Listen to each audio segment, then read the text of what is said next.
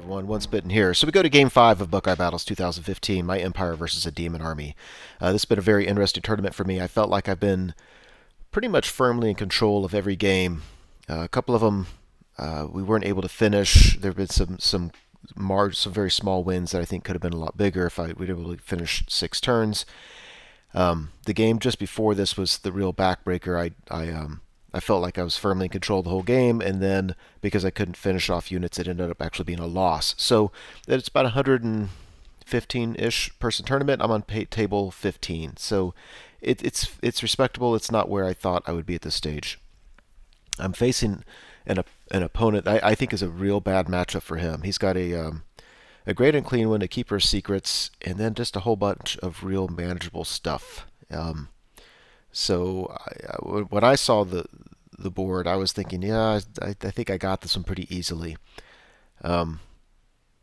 Yeah, he's going to have some nasty magic available to him, but other than that, there's nothing he has on the table that I'm particularly concerned about.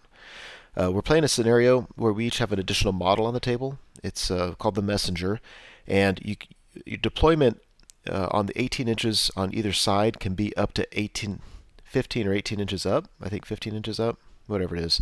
So if you deploy in the middle, you have to be at the regular 12-inch line, but if you deploy in the flanks, you can be farther up. And what you're trying to do is get your messenger across the board. If nothing else, keep your messenger alive, kill the other person's messenger, that kind of stuff. So there's a lot of points tied up in that. So on the far right, he's got a Beast of Nurgle and then a Skull Cannon, and they are not deployed very far up. He's worried about my Demigryphs getting a charge off. His Skull Cannon, by the way, needs an 11-inch charge from my guys to get there. Got a unit of Furies. There's Papa Nurgle. It's a closeless tournament, so at this stage of the game, I don't know what he's equipped with. He's got 2 units of Horrors. The front one has Treason, and Treason does scare me a lot. I mean, all he really has to do is get Treason off on a unit, and then just declare a charge with either of his characters or with his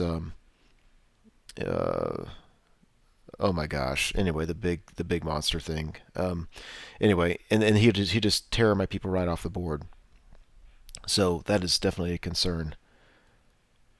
On the left, he's got a unit of 4 Beasts of Nurgle. There's the Keeper of Secrets behind it. Got a unit of Plague Bearers in with them. The front row, left side as you're facing it, that's his messenger. And then I keep on wanting to say the Arachnarok, but of course that's the wrong book. It's just the model is, and it's halfway through the battle report, I remember what that stupid thing's called. Anyway, facing him on the left is got a unit of 10 Skirmishing Archers. Behind that piece of Impassable, I've got a detachment of 5 Archers with my level 1 Lore of Heavens, and yes, they are facing right, no particular reason. I've got my unit of 39 Halberdiers. My messenger is front row right in with them. Behind him is another detachment with my level 4 Lore of Metal, which is almost completely useless this game, except I do like Enchanted Blades. There's a cannon behind it, Master Engineer, Hellblaster Volley Gun, 12 Inner Circle Knights with my BSB, and an Archlector. Now the BSB's got the 1 rerollable armor save. The Archlector has the Speculum, and being a closed list is really nice because nobody knows, does my Archlector have the Speculum or does my Captasis on the right side of this picture have the Speculum, and it's very nice to keep them guessing.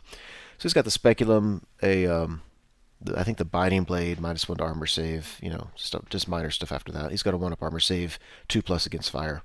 There's a Celestial Herd Cannon behind that, another cannon, and then 2 units of Demis both have a banner and a musician. So you can see the one on the right is pretty far up. That's because of the weird deployment line.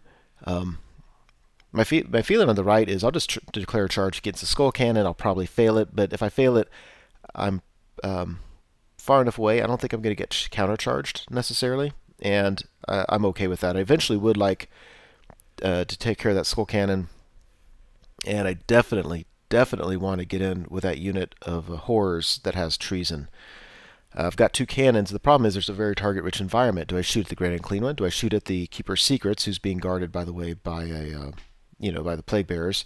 Do I take out the Skull Cannon before it starts hurting me, or do I take out the big monster? So, target-rich environment indeed.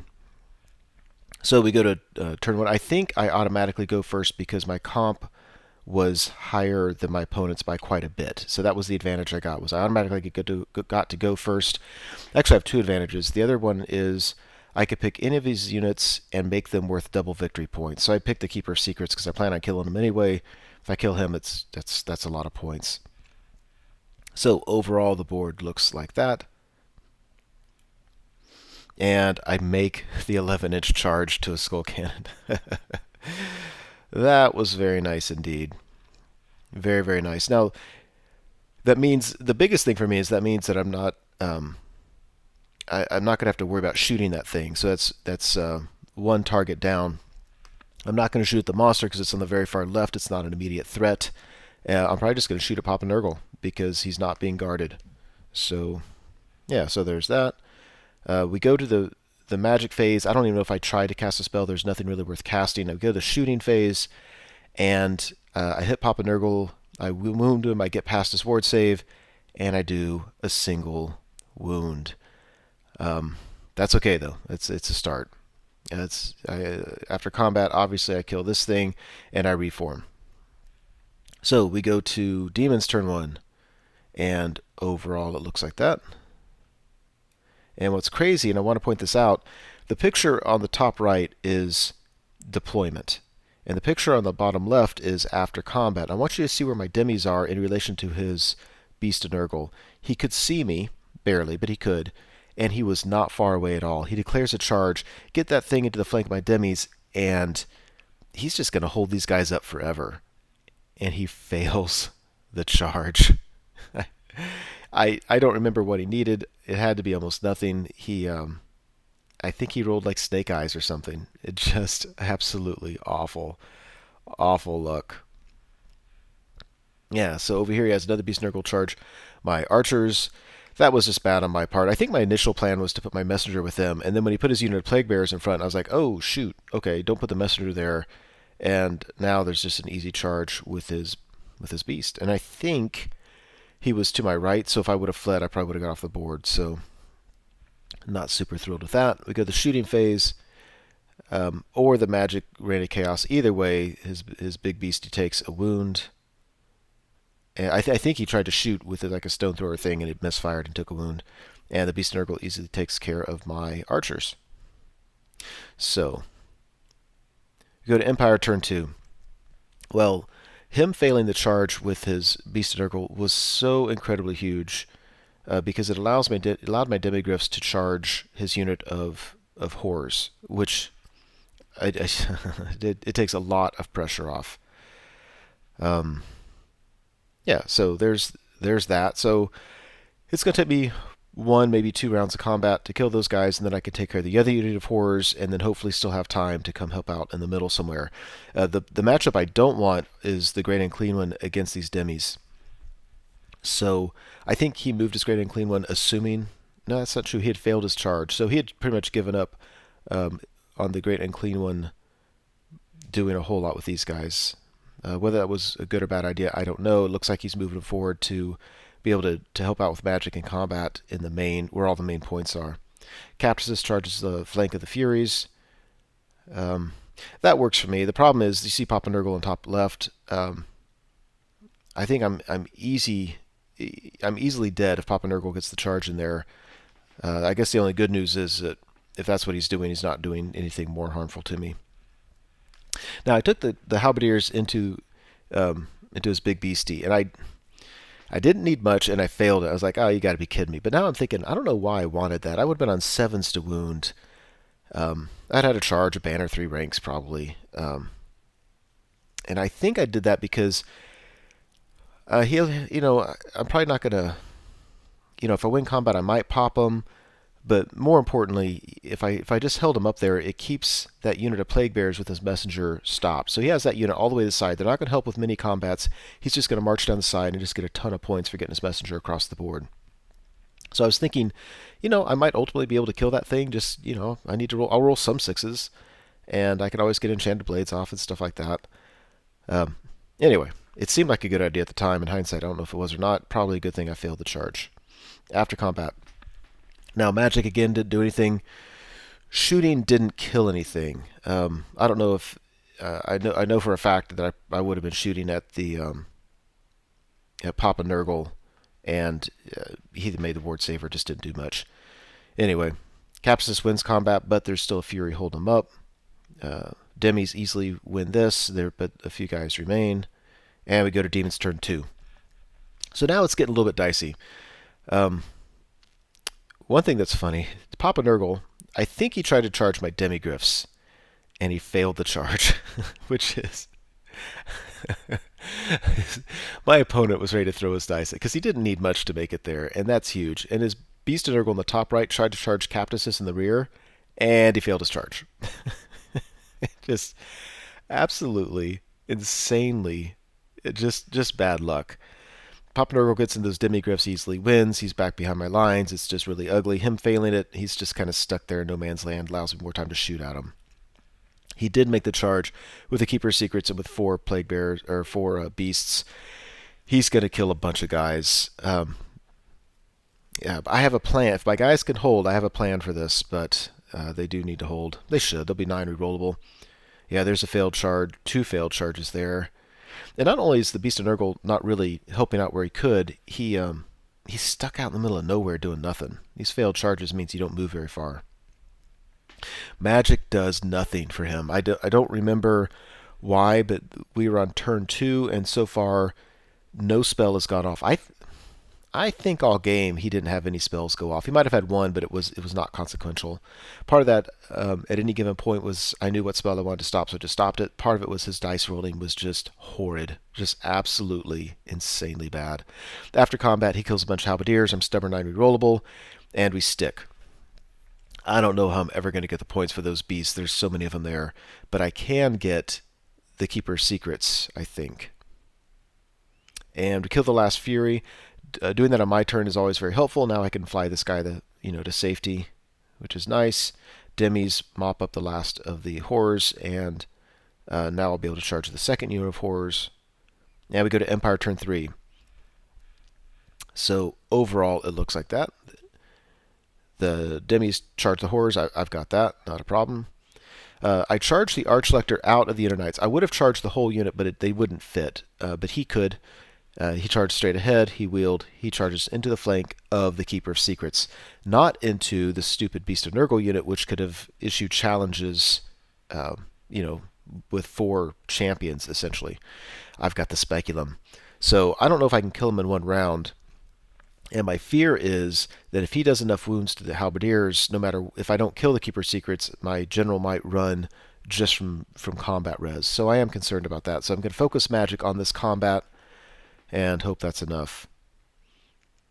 Shooting, I kill the big beastie, so now I don't have to worry about not remembering his name anymore. It's nice that he's dead. And after combat, yeah, he does. So I had some saves up, and I had +1 to hit. Plus, there's the Hurricanum. The Hurricanum may not have been in range. Anyway, I think 3 or 4 wounds to the beasties. That's all. I think my general does a few wounds to the other guy. Yeah, don't remember who won or lost, but we all stuck, and that's all I really needed. I fully suspect that the Keeper's Secrets is going to die, and that my halberdiers are eventually going to die to the Beast of Nurgle. So we go to Demons turn 3. Overall, it looks like that. And I'm trying to advance. And Papa Nurgle tried to charge the flank of the Knights. and he failed his charge. Oh my god. It was so bad at this point. I'm just like, I'm sorry, dude. I don't know what you did to tick off the dice gods. This is insane. Papa Nurgle's just hanging out there. I mean, I've had 3 rounds of shooting. He's actually lucky the guy's not dead yet. Because I think it was my Hellblaster that killed the big beastie. My cannons are going after Papa Nurgle, and they just, they roll a 1 to wound. He gets his ward save. But I mean, if he makes his charge, he's gonna wreck that unit. And nope. Yeah.